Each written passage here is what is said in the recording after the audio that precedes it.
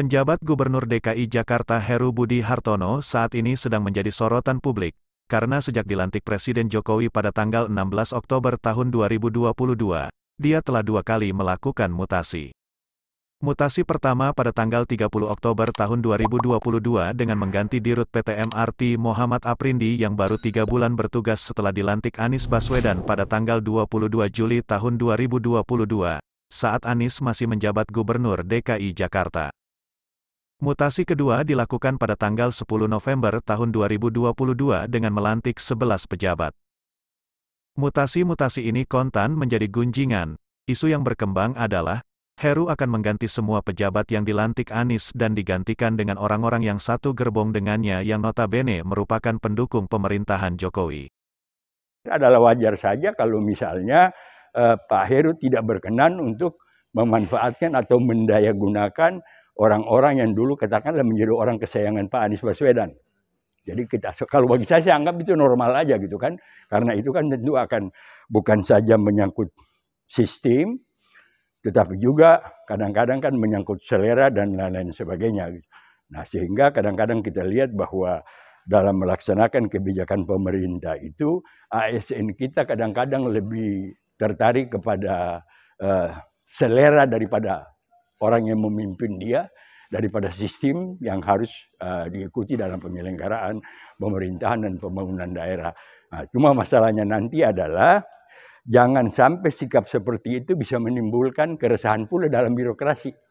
Karena kalau itu menimbulkan keresahan maka dia akan percuma karena mereka yang diam itu bisa saja menjadi silent, bisa saja menjadi minoritas atau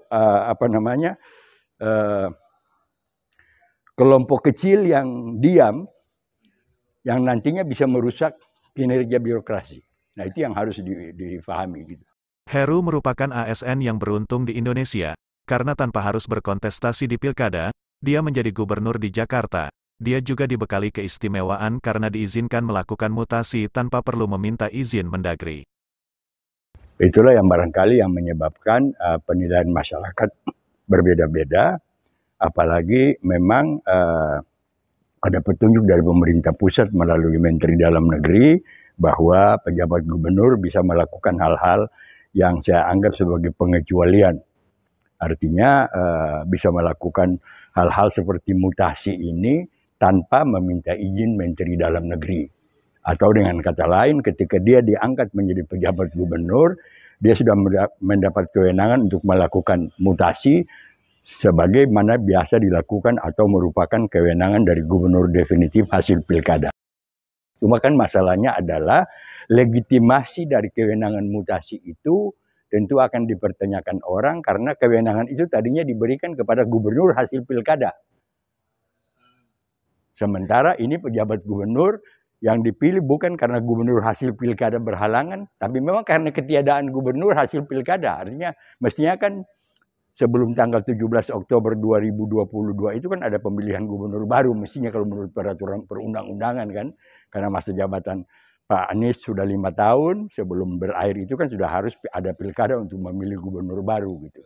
Nah, tetapi oke, kita lihat secara normal saja, kita anggap bahwa dia sebagai pejabat gubernur karena sudah mendapat kewenangan dari pusat, kemudian juga tentu ada pesan-pesan khusus yang saya kira barangkali dengan istilah saya merupakan tugas-tugas kripto yang diberikan oleh Presiden Jokowi kepada Pak Heru, sehingga dengan itu kan dia memerlukan birokrasi DKI yang kuat untuk mendukung pelaksanaan tugas dia.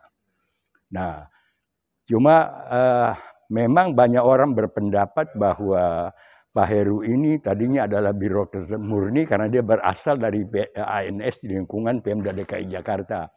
Yang kemudian kalau tidak salah 8 tahun belakangan atau 7 tahun belakangan ini diangkat menjadi sekretaris Kasetpres sehingga dia berada di lingkungan Pemda DKI Jakarta. Tapi sebagai ASN yang besar bekerja dan besar di DKI Jakarta tentu orang melihat dia sebagai seorang birokrat murni. Namun jangan kita lupa bahwa sekalipun posisi dia adalah seorang birokrat murni, tapi jabatan sebagai pejabat gubernur itu kan tentu syarat dengan kepentingan politik.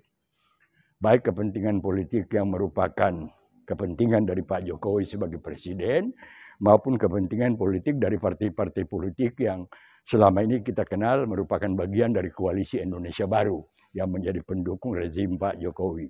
Nah, dalam konteks itu pula lah tentu kita melihat bahwa mutasi yang akan dilakukan oleh Pak Heru ini tentu kan akan berkaitan usaha membangun kekuatan, sehingga kekuatan yang dia bangun itu akan dia manfaatkan untuk kepentingan tugas dia tadi, baik tugas yang sudah kelihatan seperti dia katakan, mengatasi banjir, mengatasi macet, dan kemudian terakhir juga ada gejala-gejala pandemi COVID yang mungkin akan mulai muncul lagi, dan kegiatan-kegiatan lainnya yang juga menjadi tupoksi dari pemerintah daerah.